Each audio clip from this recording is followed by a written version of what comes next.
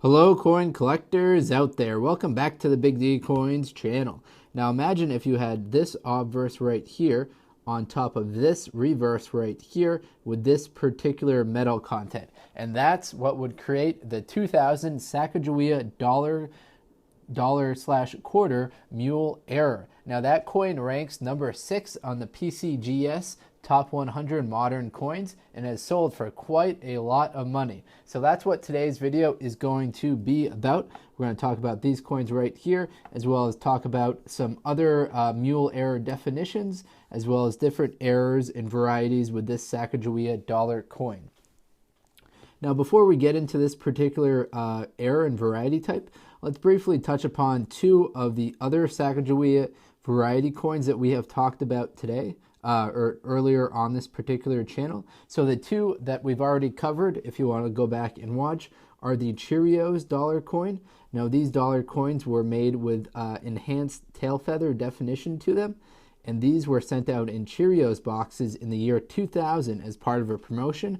What they did there was every like 100 or 200 boxes would have a dollar coin in them to get people interested about in these particular dollar coins, which were just starting out in 2000. The other different variety that we've talked about on this channel is the Goodacre dollar coin. Now, Goodacre was the name of the person who designed these, and they chose to be compensated in dollar coins. Now, the dollar coins that they received had a different finish to them, a different kind of covering to them. So those particular coins obviously sell for a really enhanced price, really increased price, because there are very few of those known out there, but they have been certified by PCGS. All right, now you got some background on the different varieties. Let's talk about this particular mule error dollar coin.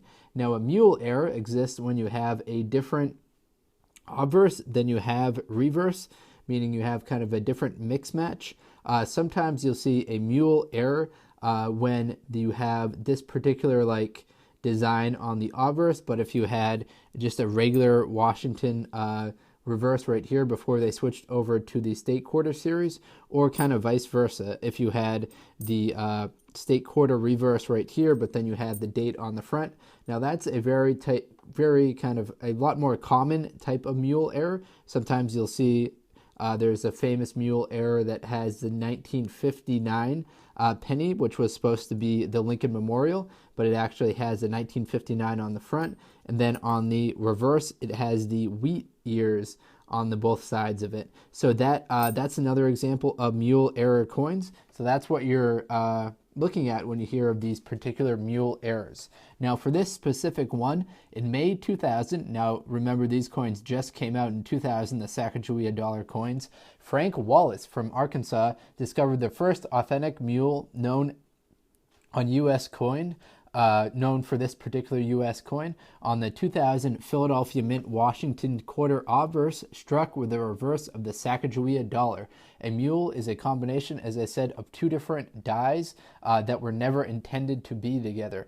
Over the years, several other examples of these authentic mules have surfaced. As of the writing of this article, there were 11 authentic examples that have been verified by PCGS.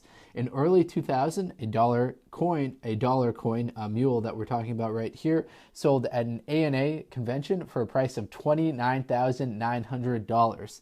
After the first sale, several other examples sold privately for much higher figures, some of them bringing over $50,000. The highest reported sales price for one of these mules was $155,250, achieved by the 11th known example, which sold on August